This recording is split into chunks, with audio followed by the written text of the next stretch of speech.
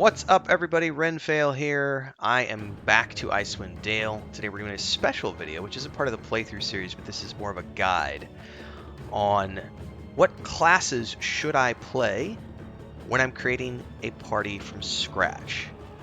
Because that's an interesting topic, I think, for me, because I'm going to do it in a way that other people might not do. Because I like to do things a very specific way when I play these old CRPGs where you actually get 6 people in a party, which is a lot of fun. This is a lot different than Baldur's Gate 2, if you've ever done those games where you actually get a single protagonist and then the other people are just add-ons, because here you're getting a whole party of 6. Now they will start you off with 6 pre-made characters in the Enhanced Edition, and it says here, the starting party is a well-balanced group that could eventually tackle all that Icewind Dale can throw at it. Press on a portrait to see that character's statistics. Feel free to remove a character and create your own. And I am going to remove these because they've got like a ranger, Baron, for example, is like a ranger cleric multi-class. Kirika is a fighter thief. And I've done this party through the game, and it's exceptionally fun, and it's very rounded out and well balanced. But it does have some. You do need some prerequisite knowledge on how to play these characters because they have specific weaknesses. Because they are multi-classed and they're not straight up good at one really good thing. So we're actually going to get rid of some of these because we don't want the multi-classes or the weird subsets. What we're left with is Ilwana, who's a mage, and she has pretty decent stats. She's got good dex, which means she's going to have a good armor class. She has great intelligence for her bonuses, decent constitution, so we're pretty happy with her. Felicia's a bard who also has pretty decent stats for a bard, so I don't really feel the need to re-roll her. And those are actually 2 that are very helpful to a party in terms of DPS as well as buffs and DPS. We also want to create a fighter, a straight up dwarven tank who's going to have the maximum amount of hit points. So we're going to max out his constitution. We're not going to take any weird subset fighter. We're just going to go straight up basic fighter.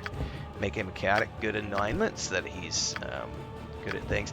Now, this, you can spend as many hours as you want on this re-rolling to try to get the perfect stats. I'm just going to do some very quick manipulating here to show you what it could look like. There's an 84. That's not too bad. Drop these to 10 because I don't need those. We're going to get his strength as far as, 1895 is pretty good. Dex up as high as we can go, and max constitution. We are done. Skills. A couple things I want right off the bat. I want him to be sword and shield style because he is sword and board. This is going to give him a maximum amount of AC bonus against missile weapons. It's going to be very important as you get into crazy archer stuff later on. Then from here, we're going to choose probably axe and warhammer. I don't want 2 points. Axe, warhammer, and mace. Those are dwarven-y type weapons. And once I find one of those that I particularly like, I may max it out with more proficiency points in there. But let's give him a range now. Doesn't matter about appearance. Voice doesn't matter to me. Call him tank, just so you can see how I'm doing this. So he's ready to go. Next up, I need a straight-up cleric whose only role is to keep the party healed and buffed. So again, we'll go with a dwarf, because why not? We'll go cleric. Again, I don't care about the subsets. I just want a base cleric. I want chaotic good for decision making. It doesn't really matter in this game, because, yeah. Same thing here. You can do some quick manipulation of the points. You can spend all day doing this if you want, but the idea here is that you want maximum wisdom. And then if you can get your dex and constitution up as high as possible, that's good as well to help with armor class and hit points. And then skills, we can do like warhammer, club perhaps. We want him to be a buff and healer, so command, bless, but it's also not a bad thing to have a command in your repertoire for low level encounters, because it essentially works like a sleep spell where you can just knock them down, and it has a pretty good chance of sticking. Here I come. Oh, hang on, back. And name. Cleric. Done and accept. Alright, so we have a fighter, we have a cleric, we have a mage, we have a bard. We need a straight up thief now. And his objective is primarily for traps and sneaking around at things. That's not bad. Why not? You can make this whatever you want. Good options are halfling because of their Bonuses to open locks and find traps, hide pockets, move silently, hide in shadows. Halfling is always a good choice, also because they get plus dex. A dwarf is not a bad choice either because of the bonuses to open locks and find traps, but I traditionally will roll a halfling for this roll because of the dex bonus. Class is just a straight up thief.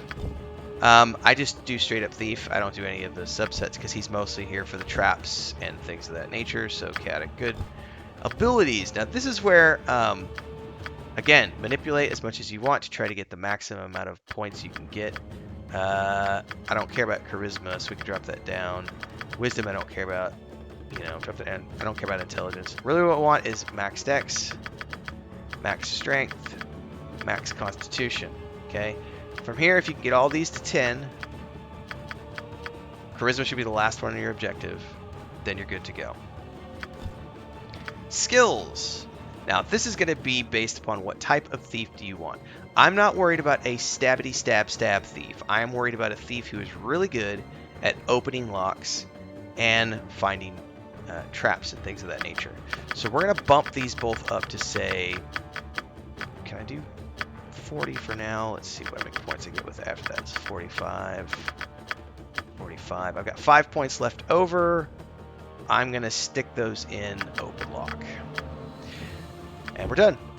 Now, do I want this guy to be... So, in Dungeons & Dragons, in this version of Dungeons & Dragons, backstabbing is a thing. To be backstabbing, you have to be behind the target, which means manipulation, physical manipulation of this character. You have two options here. One, if you want this character to do the max amount of DPS while also being good at traps, you're going to be spending more time on the thief character while you're playing this game outside of any other character, with the second being the mage. Both of those two you're going to want to micromanage. But if you don't want to micromanage your thief and you just want him around for the traps and everything else, make this a ranged character, because then you don't have to be as hands-on with the thief as you might otherwise have to be. If you're going to do melee, you have to be hands-on because you're going to have to do manipulation of his placement on the battlefield to be able to make this character do the most damage in a combat scenario. So that's going to be up to you. So for the purpose of this, I'm just going to make this a simple short bow character. Maybe also give them a crossbow option. They're going to be ranged so that I don't have to do anything with them. Done, name, thief. Okay. One last choice here. There are a variety of ways you could go, and I'm going to give you some options here based on sort of my primary scenarios, what you might want to see in your party based on what you think you're going to lean towards. We already have a caster in the group who is the mage. We have a semi-caster in the bard. We have a cleric who could do some casting but lots of heals. We have our traps and ranged DPS, and we have a straight up tank. So here's you basically have three options at this point in my mind. One is a druid is always a good choice for that final slot. You can never go wrong with a druid. It's going to give you backup heals, and it can give you backup DPS because they will have additional damage spells that they can do. You can also never go wrong with a straight up ranger for super badass ranged DPS, especially when you get into fire arrows, ice arrows, poison arrows, and so on and so forth, because those arrows can be exceptionally deadly. So if you just want somebody who could just rain hellfire down upon everybody, a ranger is never going to be a bad option.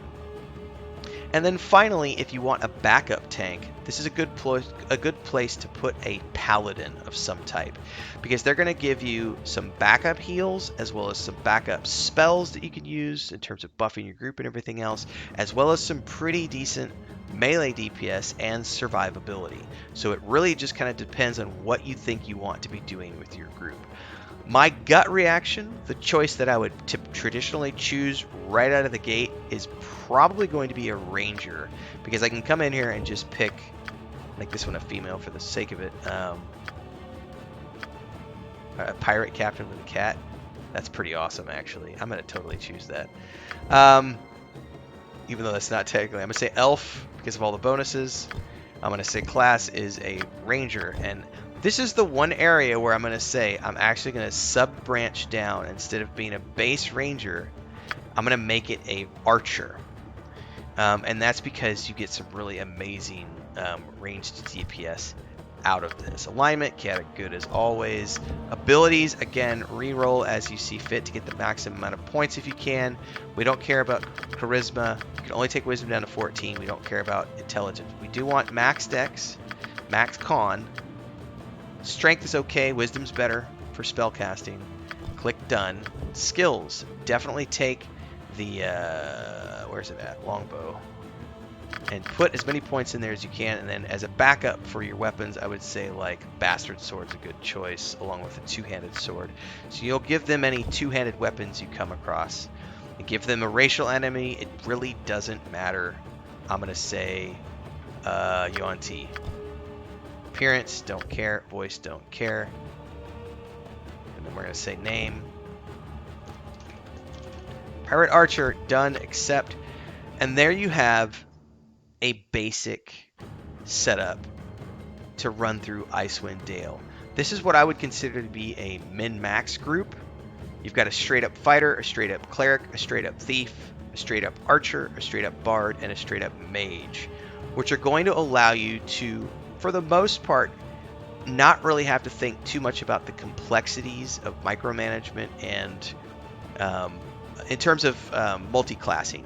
It's just send your tank in, let the tank take all the hits, make sure they're buffed by the cleric, have your thief disarm all the traps, and then your other characters are either doing utility and DPS like Felicia, or you've got a mage who's just raining fire down on everybody, or the pirate archer. Now from here, we can get into specific strategies that I like to employ when I'm playing the game, especially with the mage, because web is just way too overpowered in these games. It's just a little bit of web, cloud kill, ice storm, fireball, stinking cloud, boom, boom, boom, boom, boom.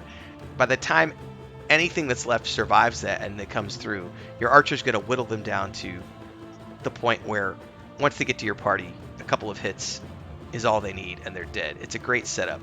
I love these types of groups, so that's my take on sort of a very quick and dirty min-max group in terms of the classes you can create to quickly get into Icewind Dale and get the most out of your experience without having to worry about all the weird subsets and subclasses and multi-classing and all of that stuff. If you found this video useful, don't forget to like, subscribe, and hit the bell icon so you never miss an update as we continue to do this game and other CRPGs, RPGs, MMORPGs, and beyond. And if you want to keep me on the air and support the channel, it's really easy. On a video like this where it's an upload, you can just do a super thanks, or you can join as a monthly member here. We have 3 different tiers a month. There's a Patreon page as well. If you catch me on a live stream, you can do super chats and stickers on those, and hopefully we'll see you in Discord as well. Until next time, everybody, stay safe and happy gaming.